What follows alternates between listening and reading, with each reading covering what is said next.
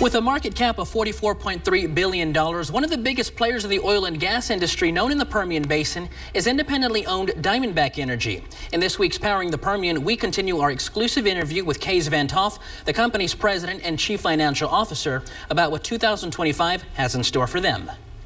After nearly 2 decades in business, DiamondBack Energy has come a long way since 2007. DiamondBack started, with nothing, right? We started with 2,000 barrels a day of production and 35,000 acres, and here we are today with almost 500,000 barrels a day of production and, almost 1 million acres. Fast forward to 2025, one of the many focuses the company has their eyes on is building on their more recent mergers and acquisitions of smaller companies like Endeavor Energy Resources just last year. So 2025 is going to be a big year of learning from both sides, best practices from their side and our side, and I think in these large deals in places like the Permian, the best outcome comes out of hard work and the teams working together. So that's kind of the big theme this year is integration and execution on a much bigger business. Van't Hof shares with me, it's not just about buying other companies in the basin, but learning how they operate to be the most efficient as a bigger company. If you have a better way of doing something and it can make us both better, we're going to do it. That's kind of the exciting part about the Endeavor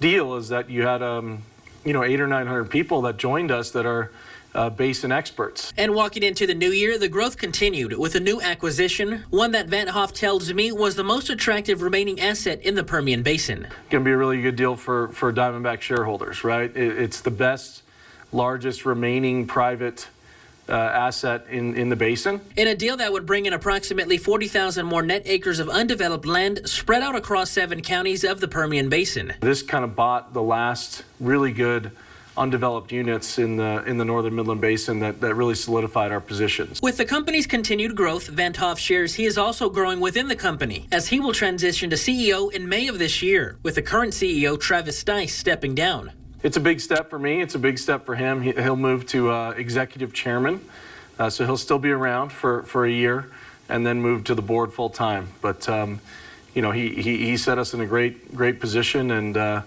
my job is to build on everything that we've built so far.